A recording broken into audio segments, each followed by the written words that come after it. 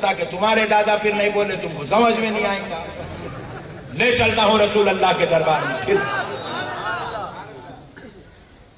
حدیث پاک ہے. حدیث کو جو راوی ہوتے ہیں وہ راویوں کے ناموں کو سند کہتے ہیں. سند حدیث. رسول اللہ صلی اللہ علیہ وسلم کی ایک حدیث ہے جس کو حضرت سیدنا امام جعفر صادق نے بیان کیا. امام جعفر صادق روایت کرتے ہیں حضرت سیدنا امام باقر سے. امام جعفر صادق بھی اہل بیت آل نبی, امام باقر بھی اہل بیت آل نبی. امام باقر روایت کرتے ہیں امام زین العابدین سے, یہ تیسرے ہو گئے. امام زین العابدین روایت کرتے ہیں امام حسین سے. امام حسین روایت کرتے ہیں مولا علی مشکل کشا سے, 5 ہو گئے. اور مولا علی کو حدیث براہ راست رسول اللہ سے سننے کا شرف نصیب. یہ 6 نام ہو گئے. رسول اللہ, علی, حسین, زین العابدین, حضرت امام باقر, امام جعفر صادق, یہ 6 نام ہیں. اس کے بعد کے جو راوی ہیں وہ بیان کرتے ہیں اگر یہ سند میں جو نام آئے ہیں امام جعفر صادق, امام باقر, امام زین العابدین, امام حسین, امام علی اور رسول اللہ, یہ 6 نام اتنے عظمت والے, رتبے والے, فضیلت والے, درجے والے ہیں کہ اگر ان ناموں کو پڑھ کر کسی پاگل, مجنو, دیوانے پر پھونک دو تو اس کا دیوانہ پن ختم ہو جائے. ایسی عظمت والی ذاتوں کا نام اہل بیت ہے. یہ آل نبی ہے دوست.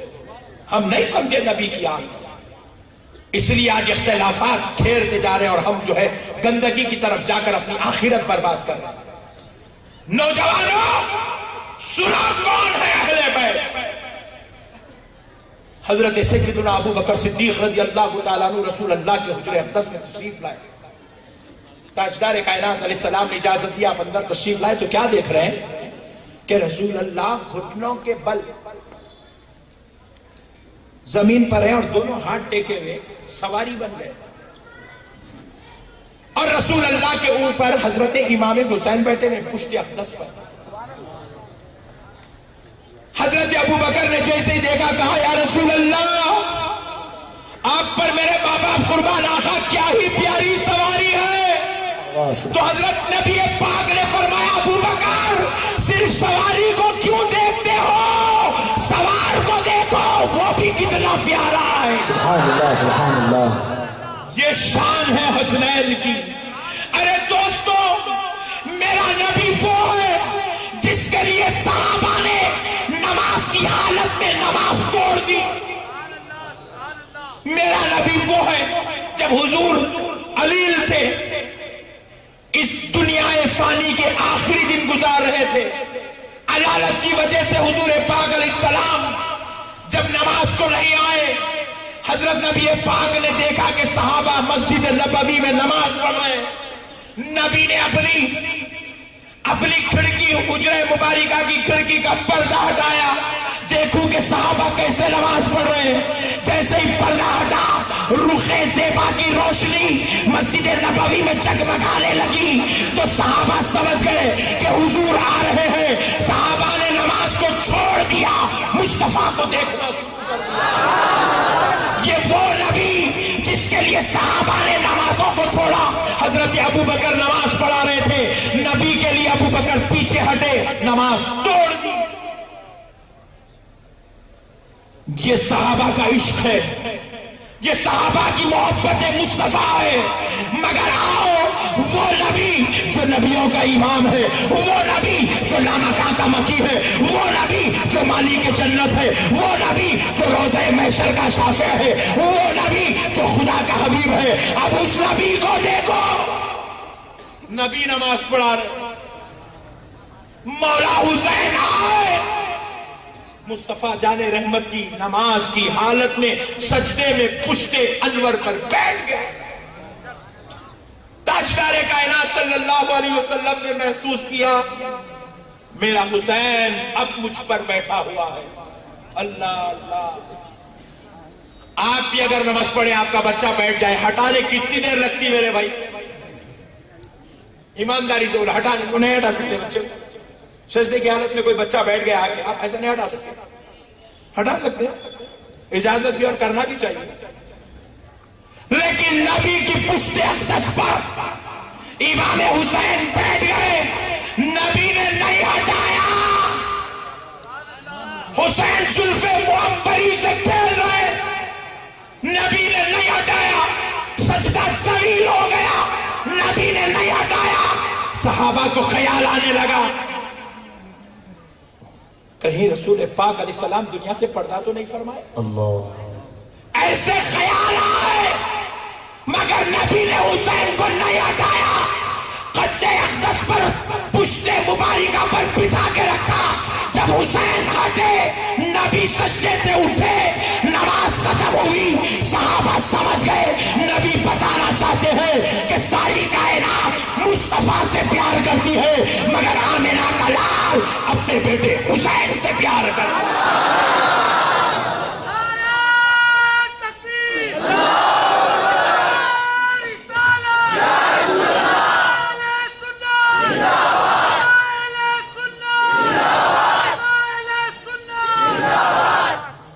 یہ ہے حسین یہ ہے حسین میرے دوستو کون ہے اہل بیت کون ہے امام حسن و حسین آپ موڈ میں تو ہے نا ٹینشن تو نہیں نا نہیں تم بولے بھی تو میں نہیں چھوڑتا چپ چپ پوچھا کون ہے حسین سنو نوجوانوں کون ہے حسین مدینہ شریف میں قحط پڑ گیا صحابہ کے گھروں میں پانی ختم مدینے کی ندیاں نالے سوکھ گئے مشکیزیں پورے سوکھے ہوئے تھے نبی مکرم صلی اللہ علیہ وسلم کے گوشے سماعت میں حسنین کے رونے کی آواز آئی تاجدار کائنات رحمت عالم نور مجسم صلی اللہ علیہ وسلم نے حضرت ابو ہریرہ سے پوچھا ابو ہریرہ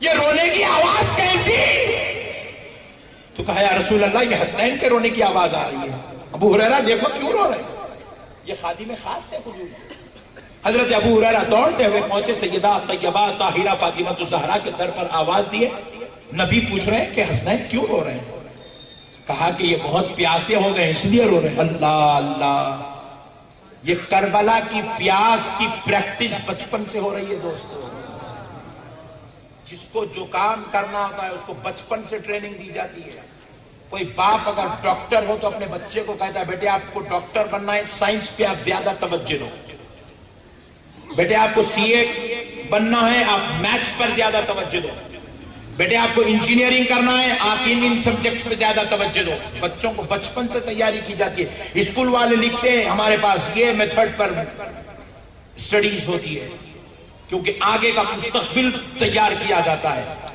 اور خدا کی قسم یا حسنین کا مستقبل پیاس کے ساتھ تھا تو بچپن سے ٹریننگ ہو رہی ہے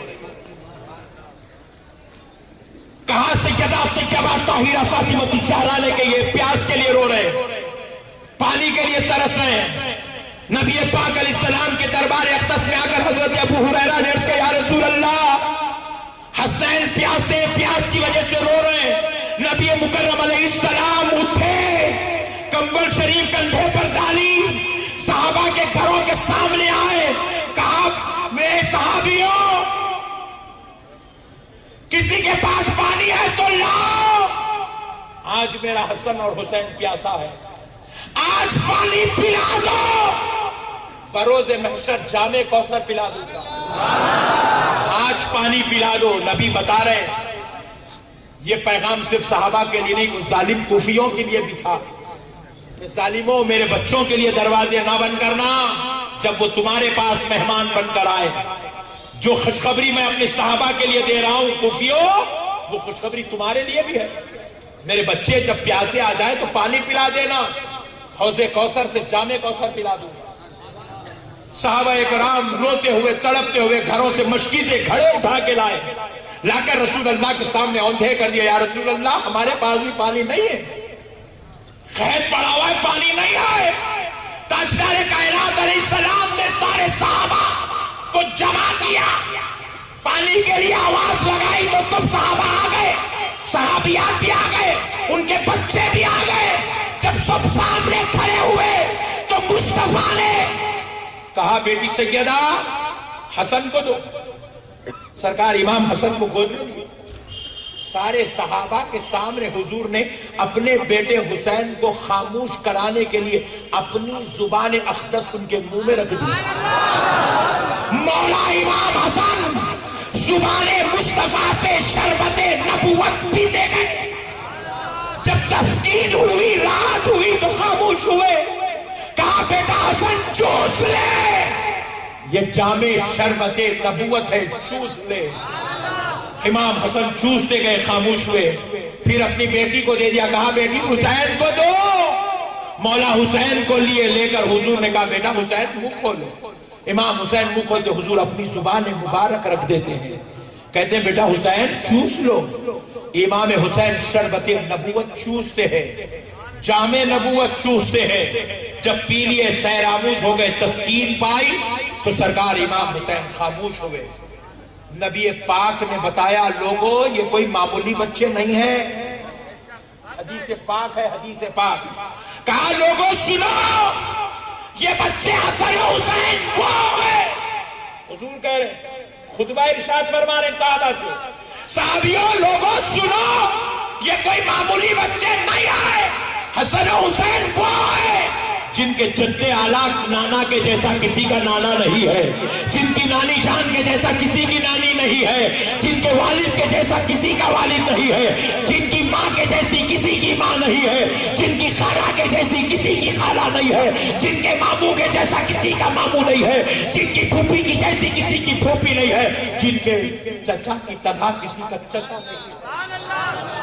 ان کے نانا کا نام محمد الرسول اللہ ہے، ان کی نانی کا نام خدیجۃ الکبریٰ ہے، ان کے والد کا نام علی المرتضیٰ شیر خدا ہے، ان کی والدہ کا نام سیدۃ النساء اہل الجنہ فاطمۃ الزہرا ہے، ان کے چچا کا نام جعفر بن ابو طالب ہے، ان کے پھوپھی کا نام ام ہانی بنت ابو طالب ہے، ان کے خالہ کا نام کلثوم و رقیہ و زینب ہے، ان کے ماموں کا نام ابراہیم قاسم و طاہر ہے. کوئی معمولی لوگ نہیں ہے دوستو. ان کے جیسا کائنات میں کوئی پیدا ہی نہیں ہوا ہے. سارے پیدا ہونے والے قربان ہو جائے تب بھی ان کے مرتبے کا مقابلہ نہیں ہو سکتا. اب آخری بات سنو، کون ہے اہل بیت؟ دوستو سارے صحابہ حضور سے عرض کرتے یا رسول اللہ فدا کا ابی و امی، یا رسول اللہ آقا آپ پر ہمارے ماں باپ قربان. حضرت ابو بکر آتے تو کہتے یا رسول اللہ آپ پر ہمارے ماں باپ قربان. حضرت عمر آتے تو کہتے فدا کا ابی و امی یا رسول اللہ آقا آپ پر ہمارے ماں باپ قربان. حضرت عباس آتے تو کہتے فدا کا ابی و امی یا رسول اللہ. کون عباس؟ حضور کے چچا. ان کے ماں باپ کون؟ حضور کے دادا دادی. کہتے کہ آپ کے دادا دادی یعنی میرے ماں باپ آپ پر قربان. یہ ہے شان مصطفیٰ. 1.5 لاکھ صحابہ ہاتھ جوڑ کر کہتے فدا کا ابی و امی یا رسول اللہ آقا آپ پر ہمارے ماں باپ قربان.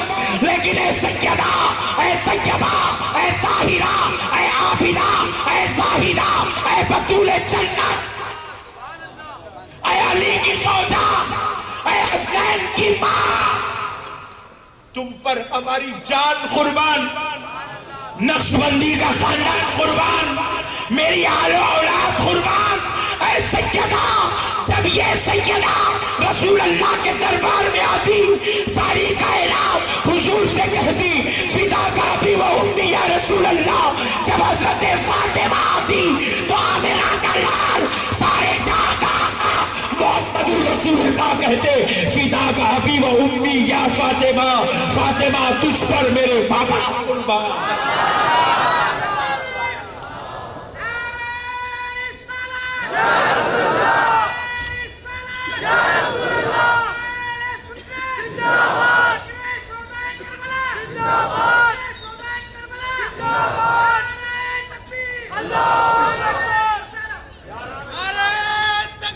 اللہ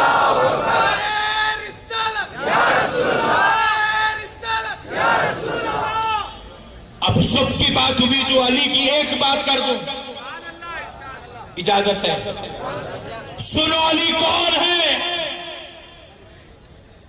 نبی پاک رحمت للعالمین صلی اللہ علیہ وسلم نے جب دیکھا کہ کعبے میں 360 بت نصب کیے جا چکے ہیں، نبی پاک اپنے دست اقدس میں عصا مبارکہ لے کر اپنے ہاتھوں سے بتوں کو توڑتے جا رہے ہیں، کعبے کو پاک کر رہے ہیں۔ زمین پر جتنے بت تھے حضور نے سب توڑ دیے، دیواروں میں جتنے تھے توڑ دیے۔ صحابہ کرام حضور کے ساتھ ہیں۔ ایسے وقت میں نبی پاک علیہ السلام نے صحابہ سے پوچھا، صحابیوں علی کہاں ہے؟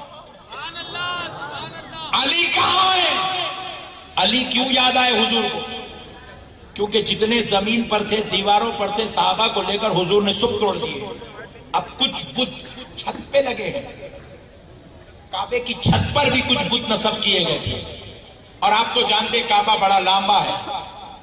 نبی محترم صلی اللہ علیہ وسلم نے پوچھا کہ علی کہاں ہے؟ مولا علی آئے، دوڑے دوڑے بھاگے بھاگے دربار مصطفیٰ میں آئے، کہا یا رسول اللہ غلام حاضر ہے۔ حضور نے کہا علی یہ کعبے کی چھت کے بتوں کو توڑنا ہے۔ غور کرو، ایک لطیف نکتہ سمجھاتا ہوں۔ صحابہ موجود ہے، حضرت ابو بکر بھی موجود ہے، حضرت عمر بھی موجود ہے، حضور کسی اور کو نہیں کہہ رہے، حضور حضرت علی کو کہہ رہے۔ کیوں؟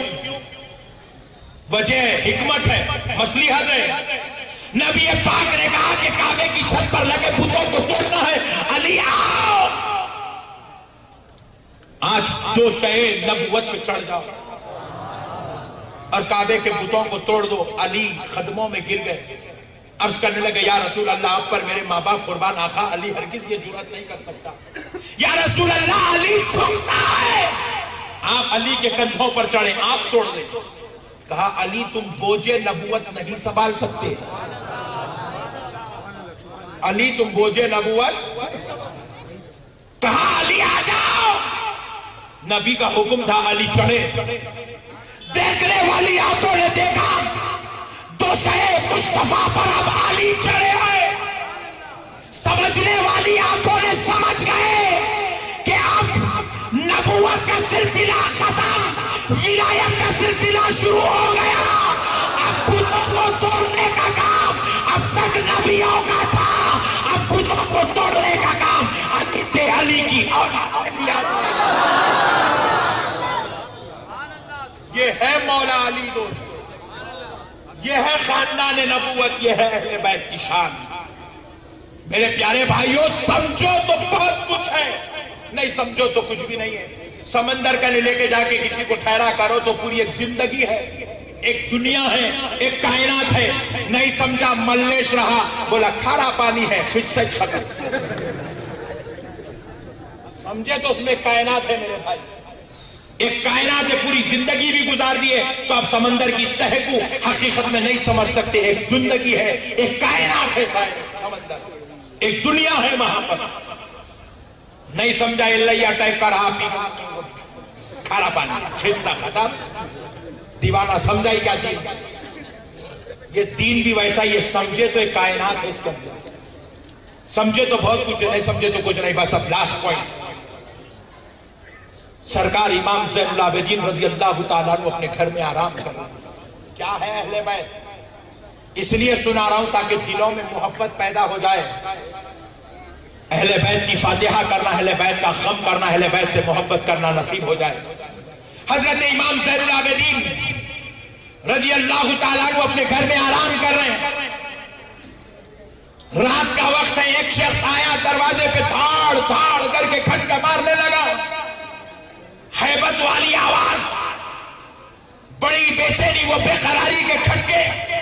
سرکار زین العابدین دروازے کھولے، جیسے ہی اس شخص کو دیکھا چراغ کی روشنی میں، علی سمجھے کہ شاید حضرت زین العابدین سمجھے کہ یہ بڑی مصیبت میں، پریشانی میں، کہیں مجھے پہچان نہ لے، چراغ بجھا دیا۔ اس کو اندر کھینچا، دروازہ لگایا، پوچھا کیا بات ہے؟ اس نے اپنی تلوار کونے میں رکھی، کہا کہ کچھ لوگ مجھے قتل کرنے کے لیے میرے پیچھے پڑے ہیں،